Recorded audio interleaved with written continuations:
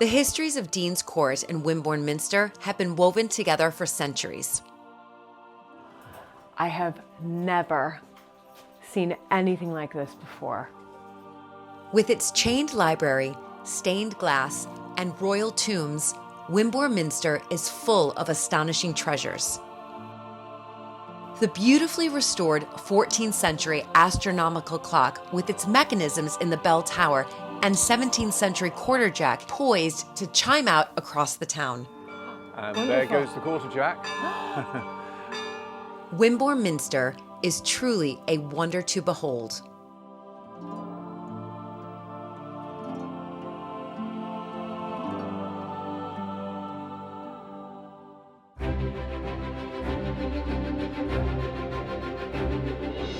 When I married into the British aristocracy, it was the start of a wonderfully exciting journey. But it was also a little daunting. I became a Viscountess, and for an American girl from a small town outside Chicago, that was quite a shock. I live with my husband Luke, heir to the Earl of Sandwich, and our family at Mapperton House in Dorset. Living in a place like this is a joy, but also a challenge. And every day we're aware that we're preserving a very special part of Britain's heritage.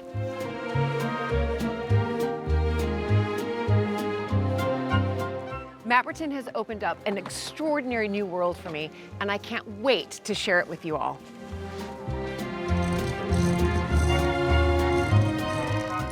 So if you love castles and manors and stately homes as much as I do, please join this American Viscountess as I journey into the British countryside in search of some of Britain's finest historic houses.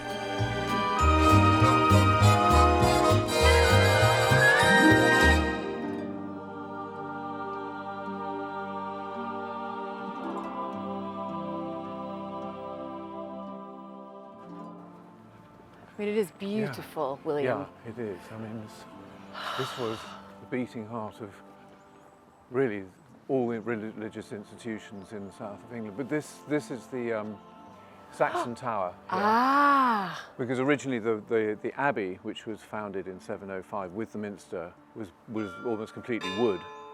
And Wonderful. there goes the quarterjack. And so when the Danes attacked and destroyed the place in 1015, they burnt the abbey completely, but they didn't destroy the stone tower. And the central house at Dean's Court, the hall house buried inside Dean's Court, those are the only two pieces of Saxon Wimborne remaining because they're built of stone. And the Vikings left them alone. And the Vikings left them alone. Yeah. Thank goodness. Okay, let's go and have a look inside. For 1,300 years, people have been visiting a building on this site. Oh my goodness. I mean, every time I walk into a cathedral or church all across the UK, it just takes my breath away. Yeah, and you've got this amazing sense of space that hits you as soon as you walk in. Yeah. With its mighty round Norman arches rising high above and beautiful medieval wall paintings, it's a reminder of how vividly decorated churches in Britain once were.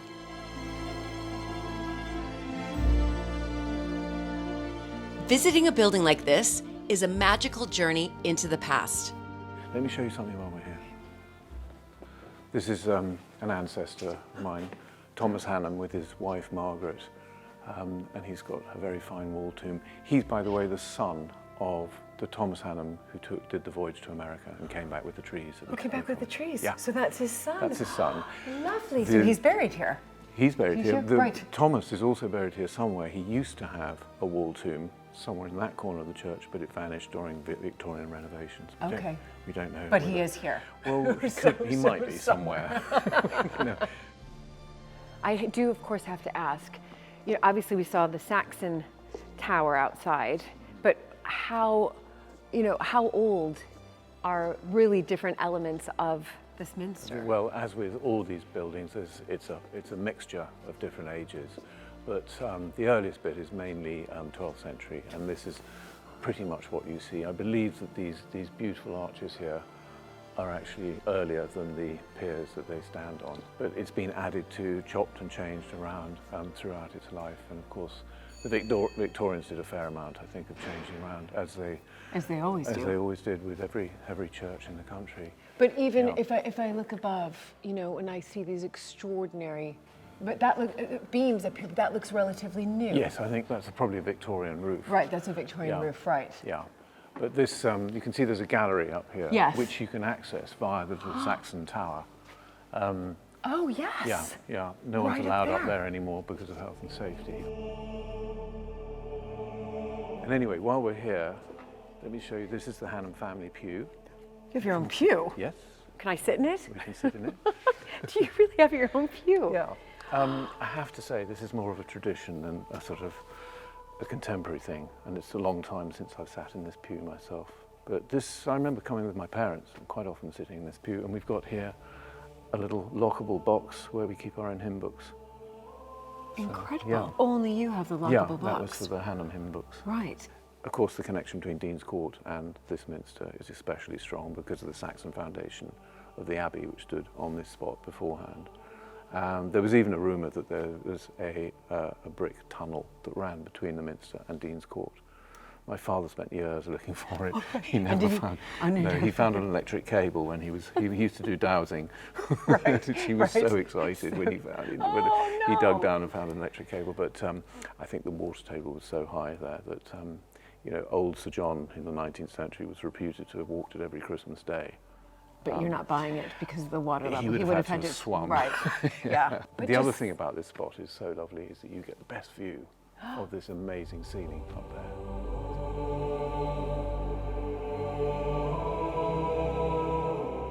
It's not actually that old. It's painted in 1906.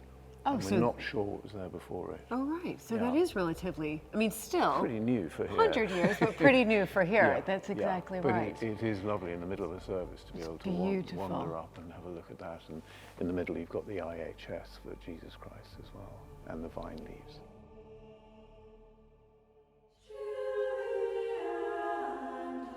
The church is dedicated to St. Cuthberga, the royal princess and first abbess here who lived in the Saxon heart of Dean's Court. Generations of William's family have been at the center of life here for the past 500 years.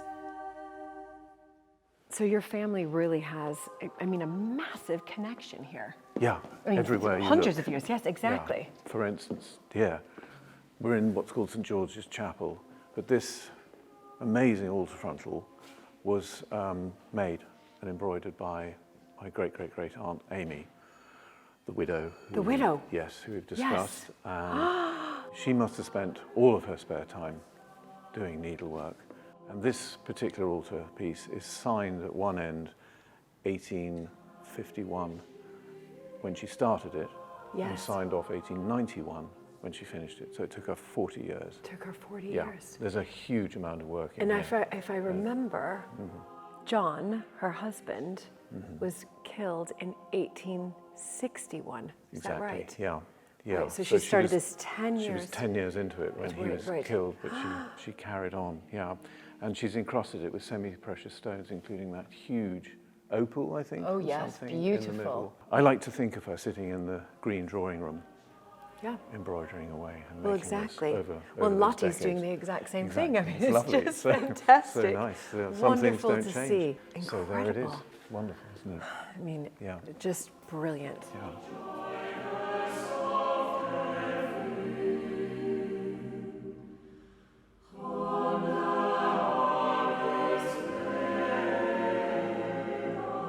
At the west end of the building, William is keen to show me a rare treasure which has kept time for centuries.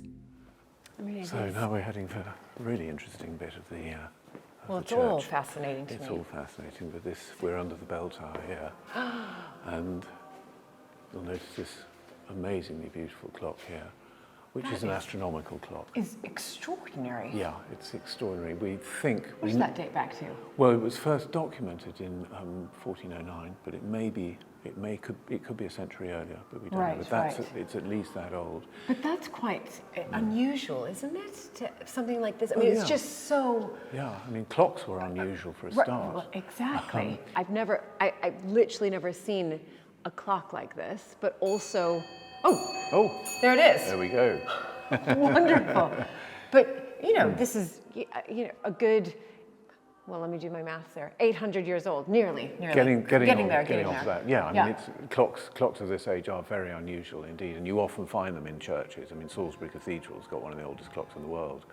But this is so interesting because it predates Copernicus, who was the first man to demonstrate that actually the sun was the center of the solar system and the universe. And of course, before that, this was a very religious problem because the Earth was always considered to be the center of the universe. Right. And the moon and the planets and the sun were supposed to go around the Earth. And of course, that is represented here, where you get the Earth right in the center. Then you have the moon showing its phases as it goes around. Yes. And then on the outside is the sun. This wonderful piece was restored to its vibrant beauty in the 1970s. However, there's more to this clock than meets the eye. Let's head upstairs, shall we? Yeah. It's quite tight. It says bell ringers only. Am I going to ring a bell? We're going to see some bells.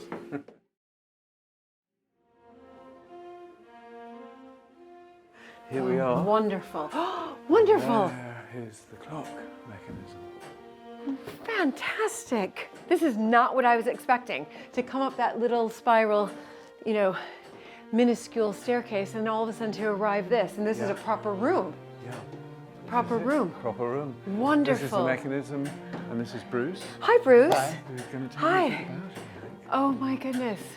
So the clock that I've just seen downstairs. It's driven by this. This is the mechanism that, if you like, there's a long rod that goes into the back of the clock through the floor, and it makes the gears turn.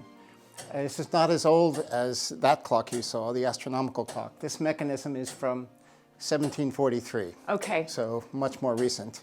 Right. But it also drives the sounding of the quarterjack, which you may have seen on the outside of the tower. Every 15 minutes, a mechanism trips and he rings the quarter hour strike. On the hour, it strikes the bells like Big Ben. It strikes the hour. Strikes the hour on the hour. So as far as repair and winding, you must be winding. Well, that's a good question. Yeah. I love a good wind. Find it. Yes. What happened was that. Oh goodness! This is the winder. Oh my goodness! This is the winder that we used to use to wind up the clock, but in the 1990s, the chap who was employed to do it was getting a little bit old, so we replaced him with these whirring electric winders. Oh, I see. That's okay. So this isn't even used anymore. No, but we wanted to retain the old technology. Of course. Because, in fact, I always say this to people. We've got the maybe 1390s clock downstairs. We've got 1743 clock here, and the 1990s electric winders. Guess which one keeps breaking down? The 1990s. That's exactly right. Everybody gets that right. That's right. That's exactly right. You can't rely on. That's right. Oh, gosh.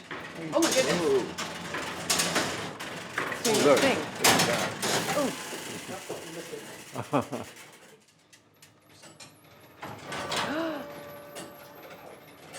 It's dramatic. It's lovely.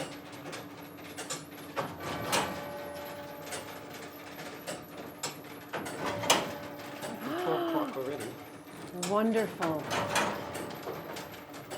Well, look at these. We've got some little weights coming up. It's right on time.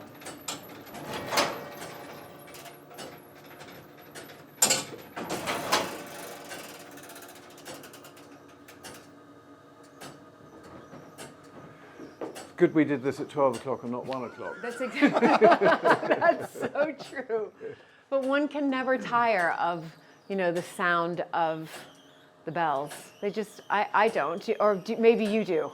No, I love them. I love them. I do too.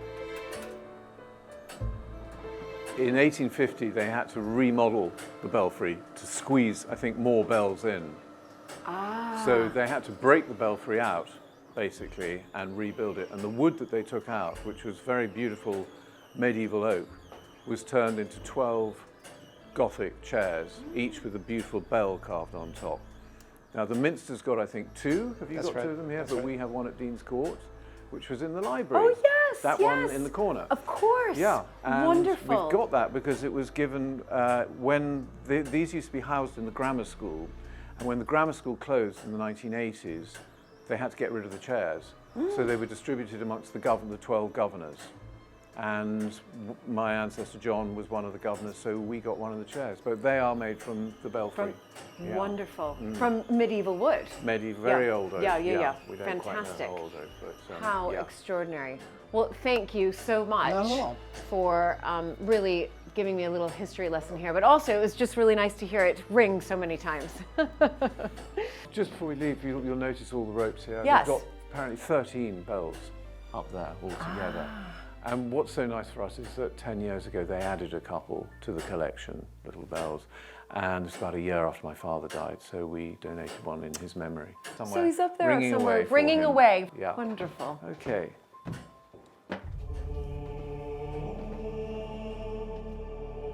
Back down the spiral staircase, there's more to discover. Right, so there's one other thing to show you. And this is actually one of the most special things in the Minster. So we're going to go and have a look now. Very excited. Through the vestry, and there's Wonderful. Judith, who's Hello. going to take us up. Fantastic. Brilliant. Okay, I just spotted chained library. I have no idea what that is. I've never heard of a chained Never heard of a library. chained No, library. I don't think we have it in America. We're only a few hundred years old. We certainly don't, I don't think we have a chained library. I bet your mind is buzzing It with certainly is. It is. I'm thinking, what on earth?